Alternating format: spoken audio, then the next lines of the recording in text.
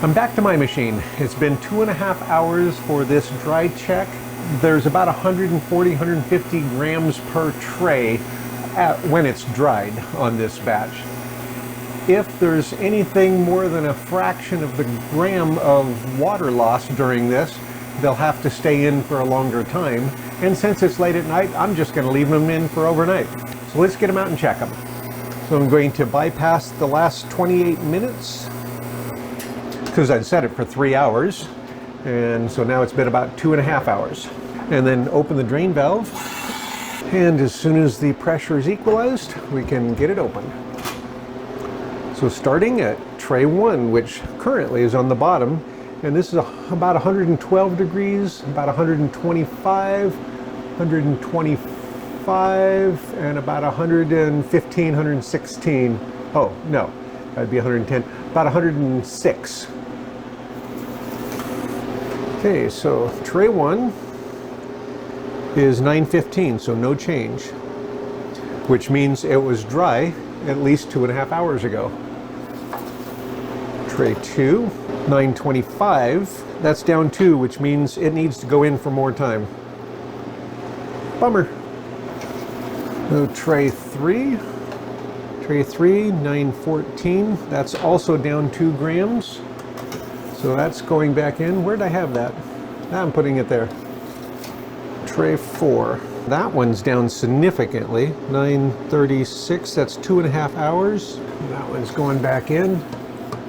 So let's recheck that one. It showed no change. So this one tray in its position was dry, and it's the only one that was. And you can definitely see that some of them did not have enough ascorbic acid and turned brown just a little bit, but very little and not too bad. I'm going to put the shield back in place. All right. So in 2.5 hours, one tray had no weight loss, but the other 3s had weight loss to a total of 10 grams, which would be 2 teaspoons of water.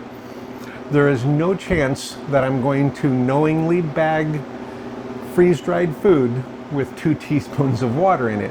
That'd be kind of like taking all of that food, bagging it into a dozen bags, and then taking a eyedropper and start dropping 3 or 4 drops into each bag. I'm not going to do that, so I'm going to dry it some more.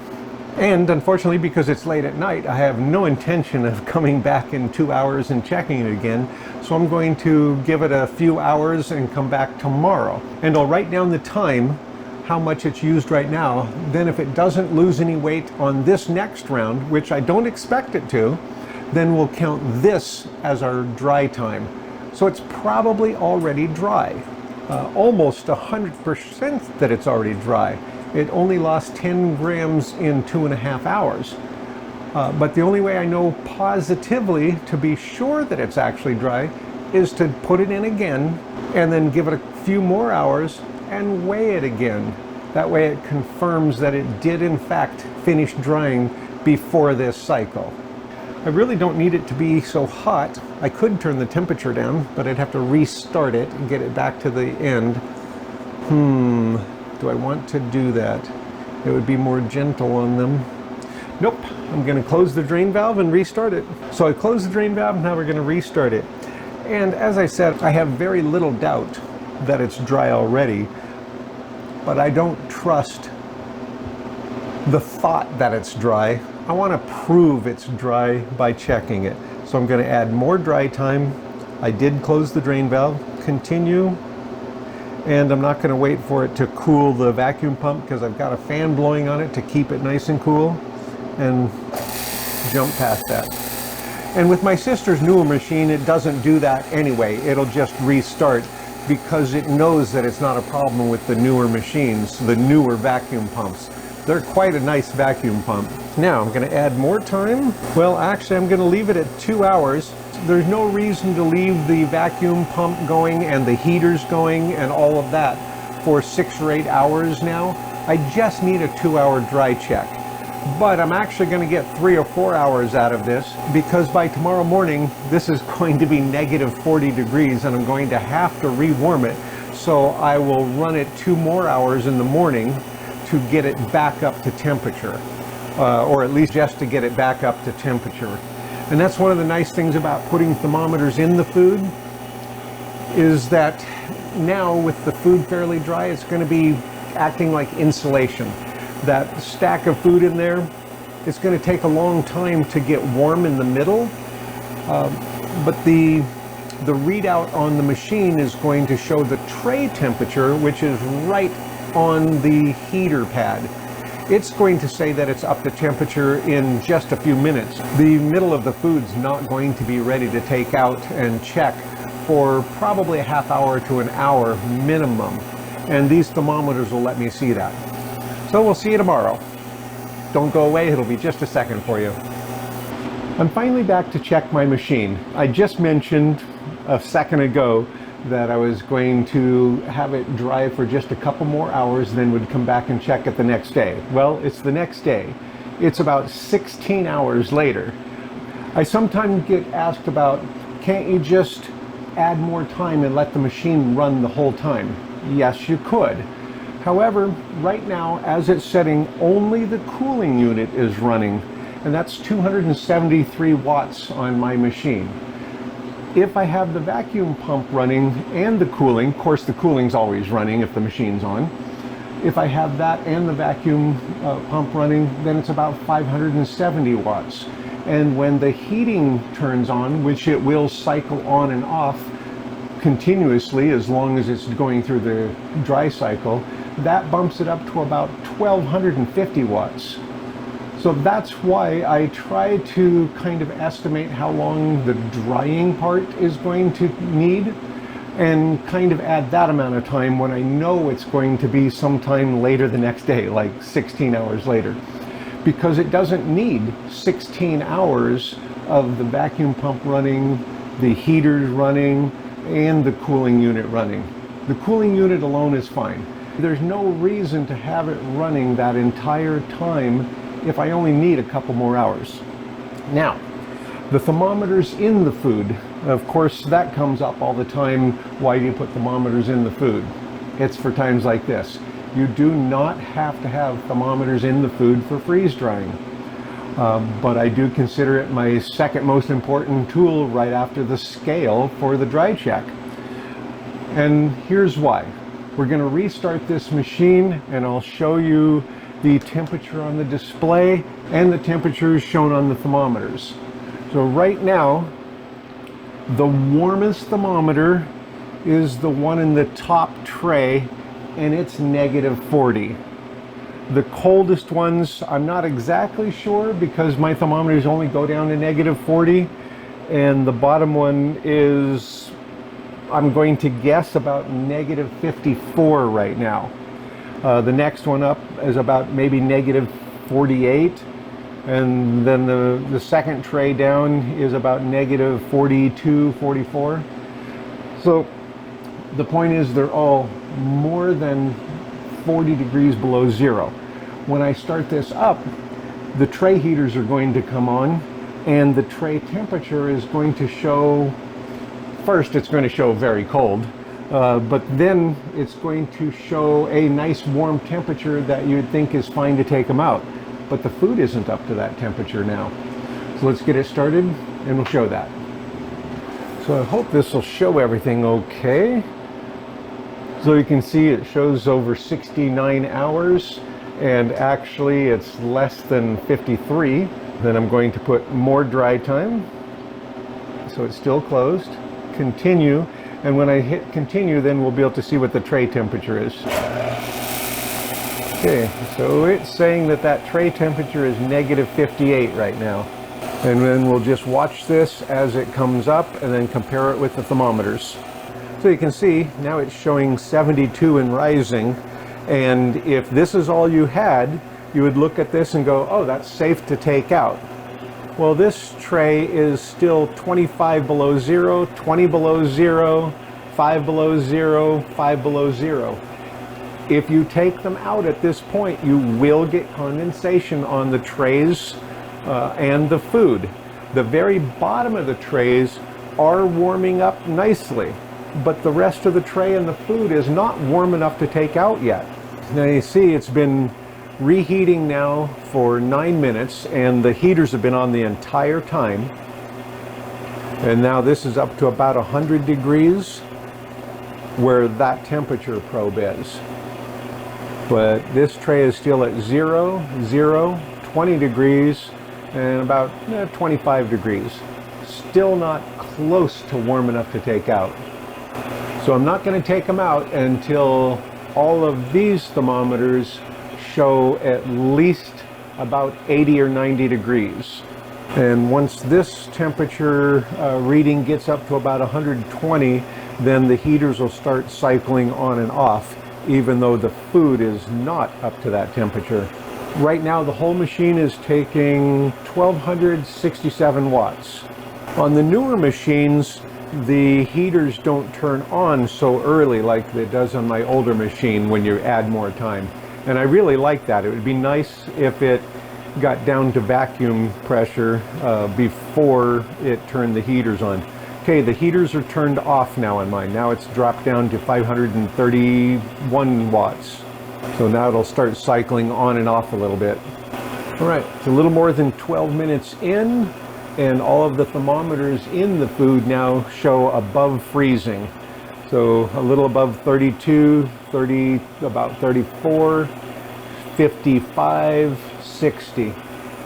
And as the pressure continues to drop, the power draw keeps dropping a little bit also. So now it's down to 507 watts. And the heaters have not turned back on yet. But because the trays have been heated, the temperature in the food is still rising. Okay, the heaters just turned back on, so now this is going to go back up. It still hasn't made it down to the 500, but still dropping. And currently the tray temperatures almost 60, 60, 70, 80. Okay, now the heaters just cycled back off. So it got up to the 120 and overshoots it a little bit, but now the heaters are off, so now it's dropping back down to about 110 watts. Almost 25 minutes.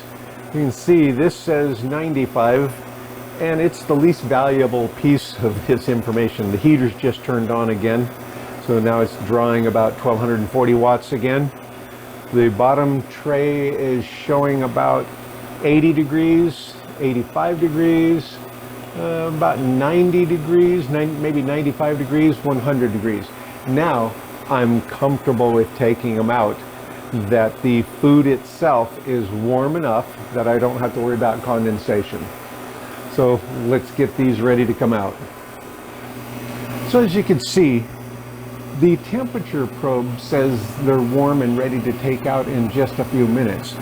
But it really took about 25 minutes for the food to get ready to take out, for it to get warm enough so that I don't have to worry about condensation on it. Some heavier, thicker foods might take even longer, and I would have no way of knowing without thermometers in the food.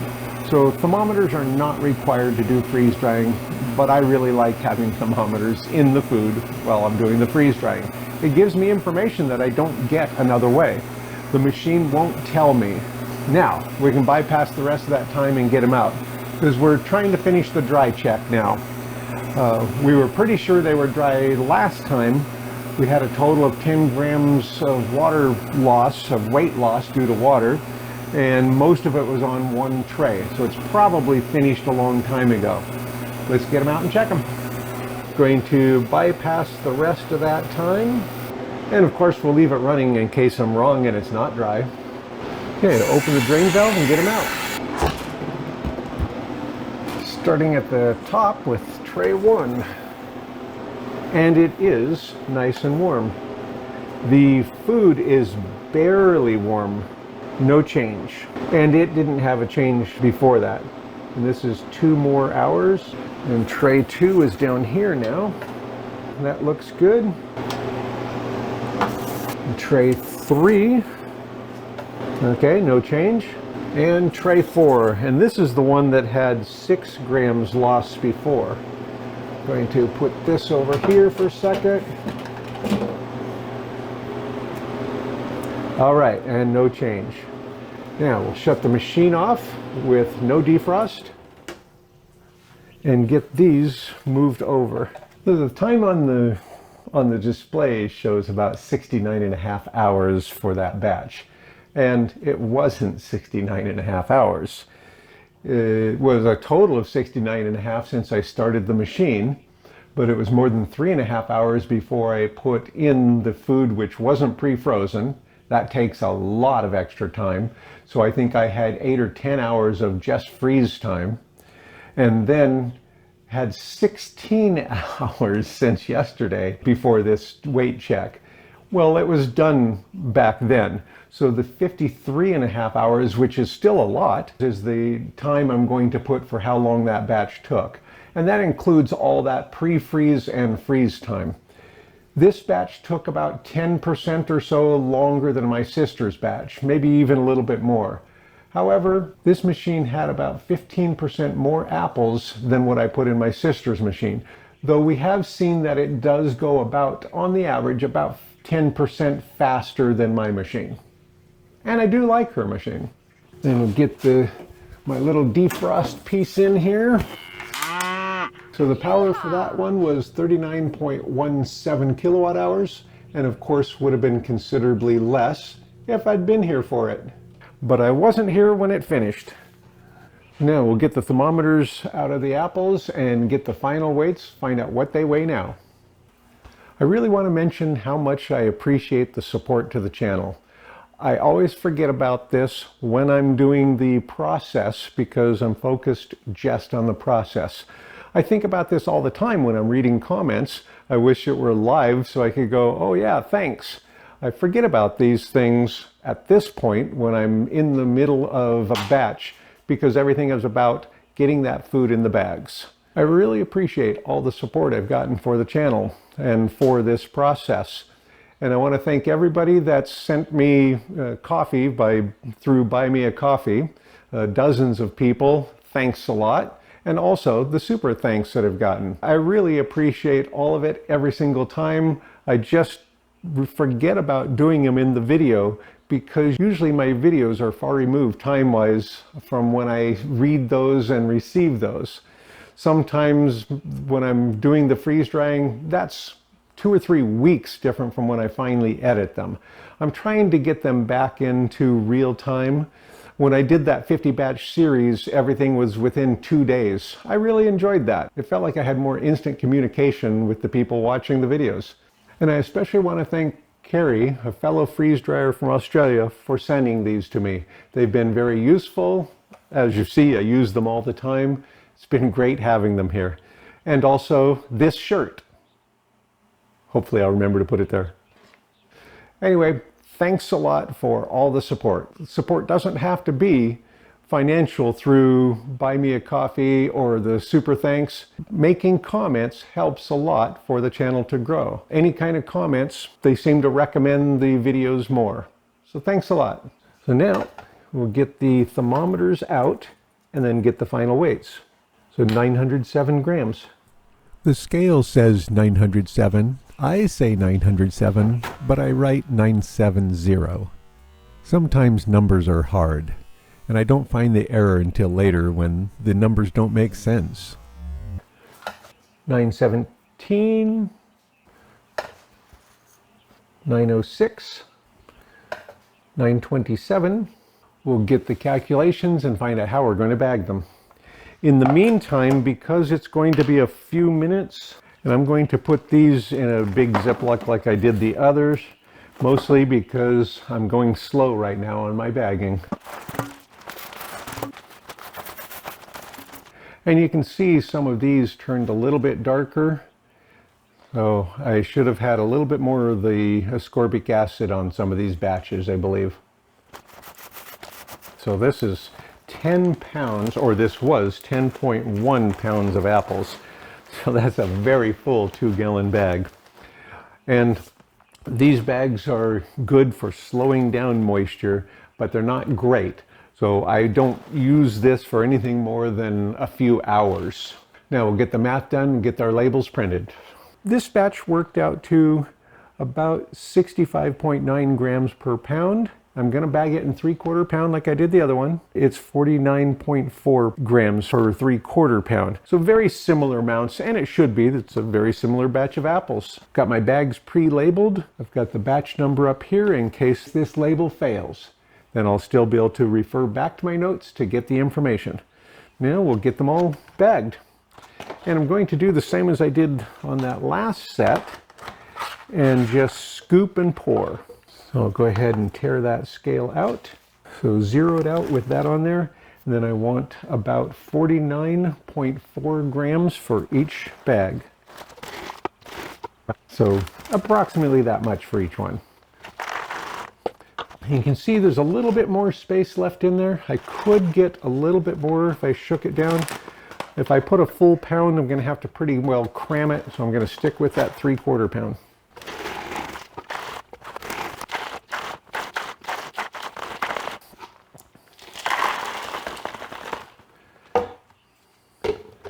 That little bit left for snacking, because these are really good.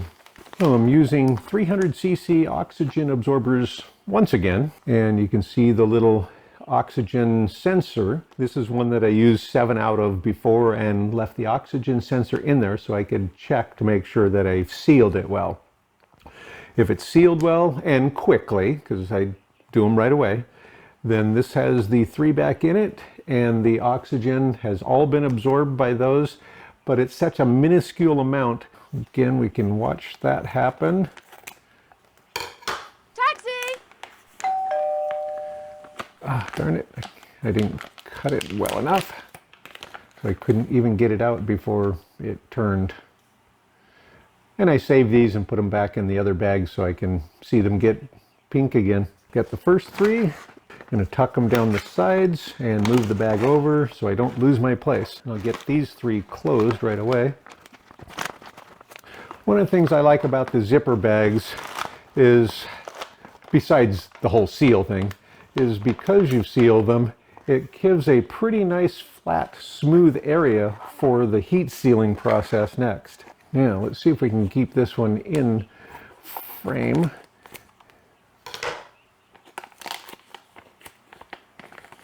There, it's already turned. Yeah, it happens quick.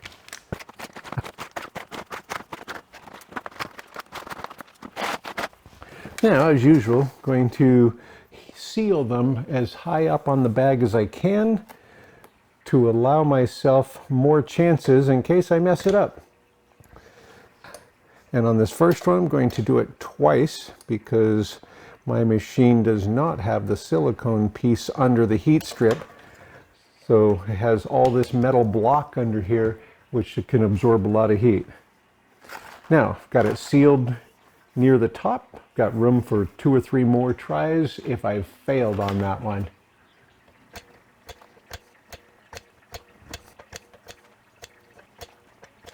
$76 grams. I'm going to add the gross weight to the bottom of each bag, so I'll know that if it has a problem later. If I've done a bad job on sealing so it leaks, I puncture it so that it leaks.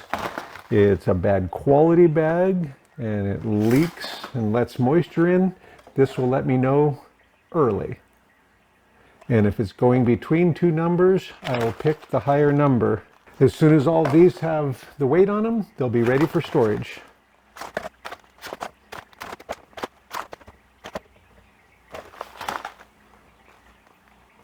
Those are ready for the storage. That can't be right.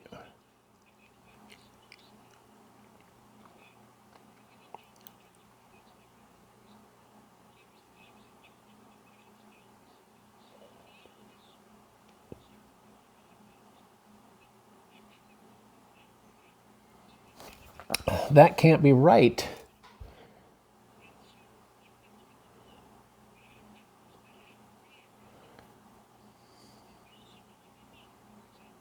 Ah, dang it. I have to go check that data. So 907 grams. The scale says 907. I say 907, but I write 970.